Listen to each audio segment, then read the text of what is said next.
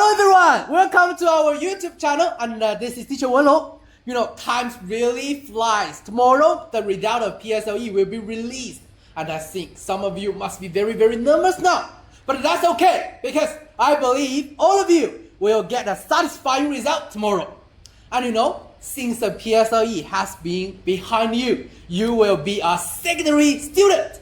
To help you adapt to the secondary school study much smoothly, we will start a new series of videos.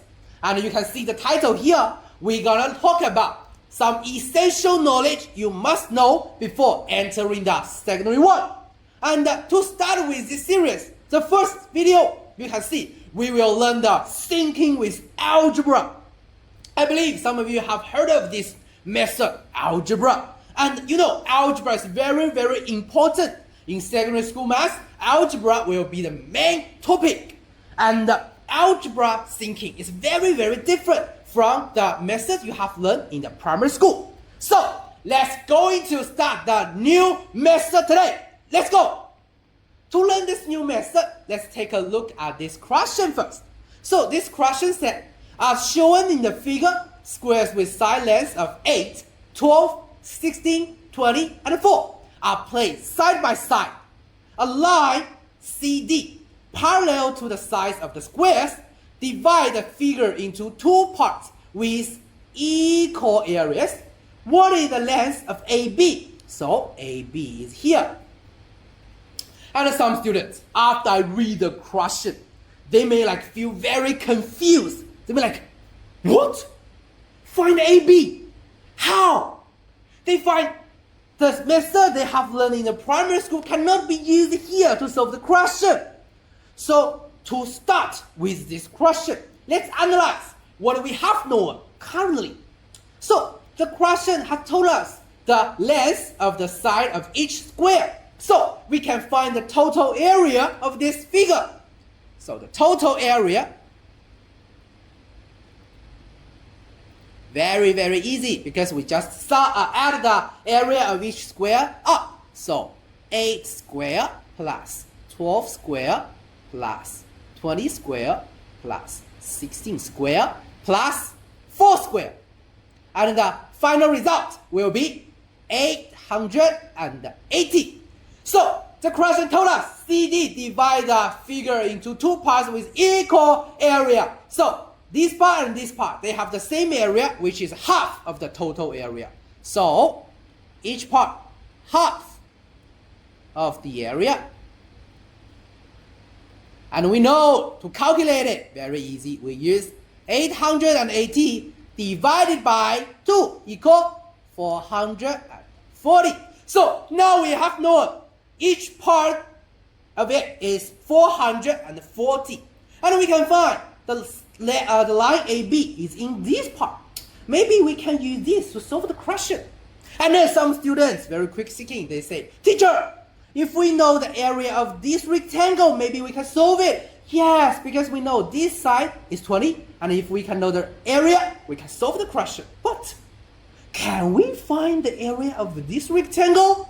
So here, we have know the sum of these four figures, and then you can find that when we want to represent the relationship, like the sum of them is 440, we still need to use AB, because we need to represent the area of this rectangle is AB times 20. Then it seems that we are trapped. We want to know the length, but we need use it to represent the area. Then how to do? What happened? So guys, let's change our mind a little bit from the primary mode to the secondary mode. So here we will use algebra thinking. And how? So for algebra, very simple definition. When we encounter some unknown data that we really want to use, because here we need to use the AB, we need to represent the area. So we can use a letter to represent AB. For example, X. And after we use X to represent AB, can you tell me how to represent the area of this rectangle? I will give you 3 seconds. 1, 2, 3. Very good. It's 20 times X. So how to write? It's 20x.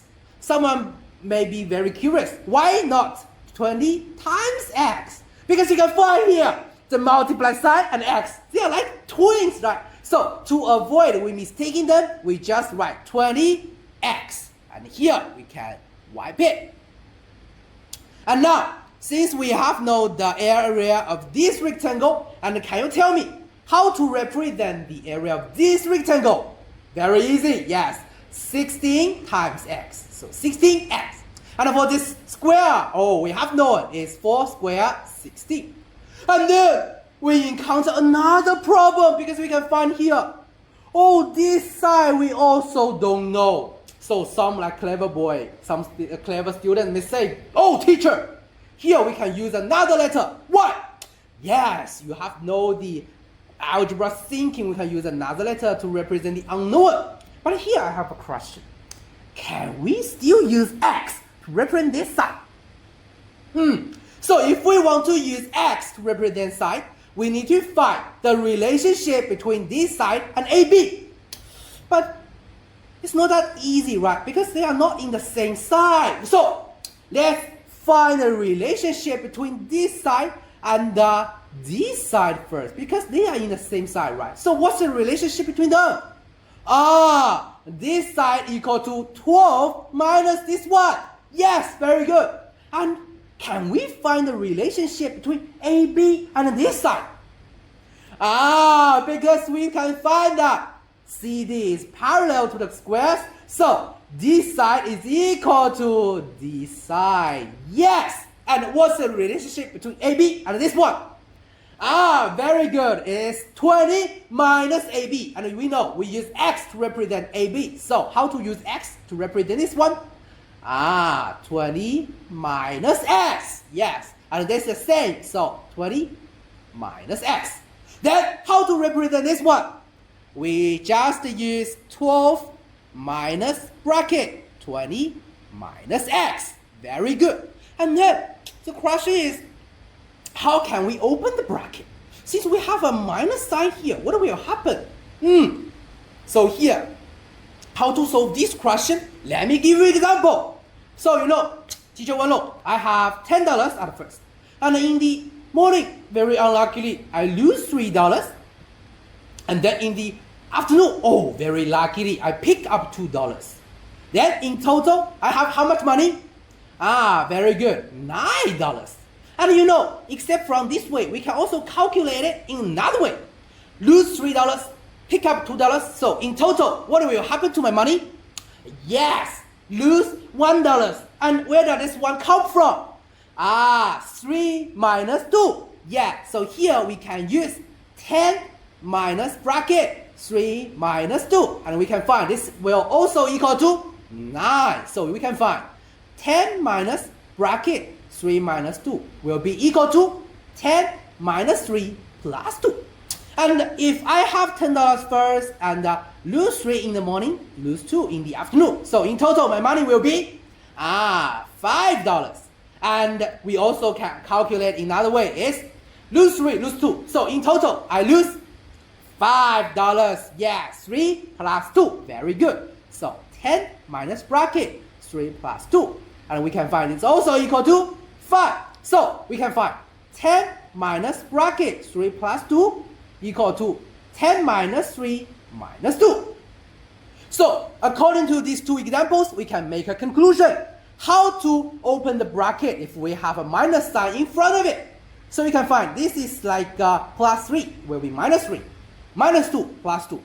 Plus 3 minus 3 plus 2 minus 2. So what's the conclusion here? If we want to open the bracket with a minus sign in front of it, we will change the sign of the number in the bracket to the opposite. Plus 2 minus minus 2 plus. So here, how to open the bracket? We will have 12 minus 20 plus x. And we can calculate this part will be x minus 8. Very good. So now we have found the length of this side. Can we find the area? Yes. How? It will be 12 times x minus 8. So now we have represented each area of these 4 figures, and we know the sum of them is 440. So we can write like this: 12 times x minus 8 plus 20x plus 16x and plus 16 will be 440. And now this one we can open the bracket by multiply 12 with each number in the bracket. It will be 12x minus 96 plus 20x plus 16x plus 16 equal to 440. So now we have both letter and the numbers. Let's combine the same thing. So for letter, we have how many x? 12 plus 20 plus 16. So in total, 48x. Very good. And minus 96 plus 16 will be minus 80 will be 440. And the next step, I want to separate the letter and number. How? So here, if we want to cancel out the minus 80, we need to, very good, we need to plus 80, yes. So we have 48x minus 80 plus 80 in the left side. And you know, this is the equation. So if we want to keep the value the same, we need to do the same thing in the right side. It will be 440 plus 80. And finally we have 48x equal 520. So what's the value for 1x? We just divided by 48. So x will be 520 over 48. And since we use a fraction as a final answer, we need to do simplification. So after simplification, we will have this one can divided by 8 will be 6. This one also will be 65. So x equal 65 over 6. And we know what's the x represent for what? AB. So AB will be equal to 65 over 6. Congratulations, guys! You have solved one question by using the algebra. Very good. So now let's make a conclusion for how to use the algebra thinking. So first, when we encounter some unknown data that we really want to use, we can use a letter to represent it. And in algebra, for unknown data, we have a name for it. It's called variable. And then, after we use letter to represent the variable, we need to find the relationships in the question. Then we can solve the question. That's how to use the algebra thinking. And then, since you have learned it, to check whether you have understood, I prepare a practice for you. So this is another question, you can have a try. And if you have had the answer, you can leave the answer in our comment section. Or you can scan the QR code in the left side, join our Secondary 1 study group, and leave your answer there. We can have a discussion.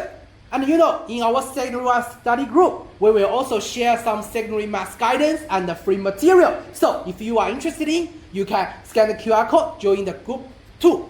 And if you contact with me, that's okay. So this is my WhatsApp and WeChat. You can scan the QR code and contact with me. And don't forget to subscribe to our channel, because we will keep uploading the essential knowledge before you enter in the Secondary 1 in the following days. So if you don't want to miss them, please remember to subscribe, okay? And that's all for this video. I'm Teacher Wenlong. See you in the next video.